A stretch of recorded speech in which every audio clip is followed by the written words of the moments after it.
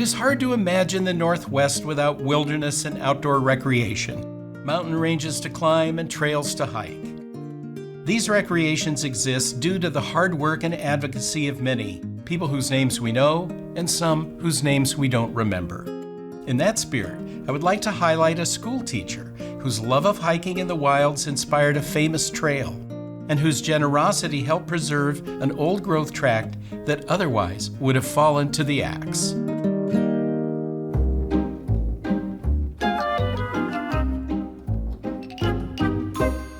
Catherine Montgomery hailed from Prince Edward Island in Canada and came to the Northwest via Nebraska and California.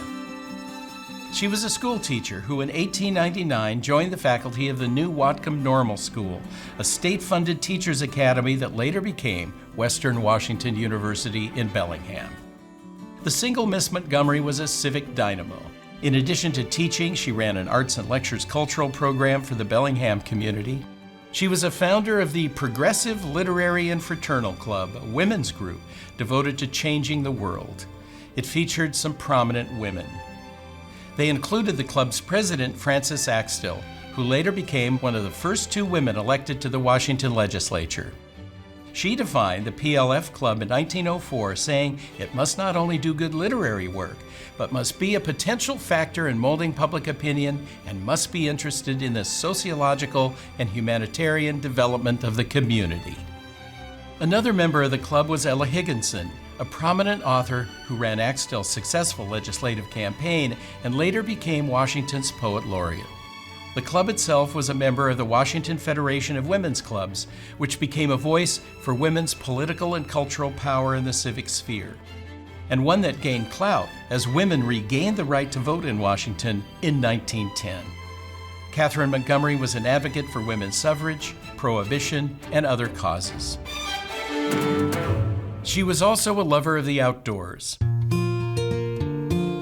In the early 20th century, outdoor recreation was no longer the domain of men. Women played a growing role in engaging in and popularizing outings by the mountaineers and other hiking clubs. Outdoors women climbed peaks and glaciers in their bloomers. They went adventuring through the Olympics, Cascades, Selkirks, and beyond alongside their male counterparts. They went everywhere that men went and ushered in a new outdoor era. Montgomery hiked with a fellow teacher, friend, and hiking companion, Ida Baker, in and around Mount Baker.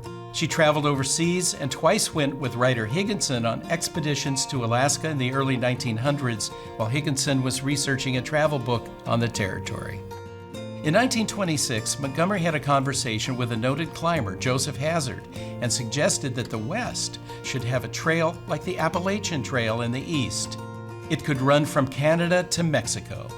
Hazard documented the conversation, floated the idea among outdoor clubs, and the idea of the 2,600-mile-long Pacific Crest Trail was born. Research confirming the sequence of events recently established that Catherine Montgomery can be called the mother of the Pacific Crest Trail. Montgomery's love for the outdoors also involved preservation of the natural world and its beauty. In 1924, the Washington Federation of Women's Clubs, reflecting every corner and cranny of the state and a wide spectrum of political viewpoints, launched a campaign to preserve a tract of old growth. They sold Save a Tree buttons for $1. A club woman named Jean Caithness Greenlees led the effort and became known as the Tree Lady. The goal was to save vanishing old growth, and their focus soon aimed at a dense tract of dug fir along the Sunset Highway near Snoqualmie Pass. The highway was the first to carry autos over the Cascade Divide in Washington. Forest giants will be saved for posterity, headlined the Seattle Times. They raised $25,000 to buy the land, which was dedicated in 1934. Alas, it wasn't so simple. The state highway people wanted the trees cut or topped along the highway for safety. A logging company encroached on the preserve and cut some of the best old trees. Windstorms damaged many of the giants remaining. The club pivoted. The property was turned over to the state, which sold it, and with additional state funding, purchased a new, old-growth tract in the lowlands along the White River. It had huge trees and was safer from windstorms. Today, it's the 574-acre Federation Forest State Park. Catherine Montgomery personally bought and donated 2 additional acres for a grove to honor her friend and poet, Ella Higginson. Even more, when Miss Montgomery died in the late 1950s, she left nearly $1 million in today's dollars to improve and care for the park. An interpretive center there is named in her honor.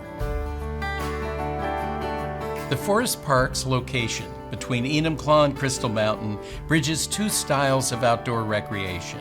Protecting trees could serve a new generation that wouldn't necessarily access the forests on foot or hoof. It could serve as an oasis for those who pass by, as many do on the highway to Mount Tahoma Rainier. And just down the highway at Chinook Pass, hikers can join the Pacific Crest Trail for a stroll or a trek. The trail's mother, Catherine Montgomery, and Washington's club women together left a legacy for all who want a wilderness experience today.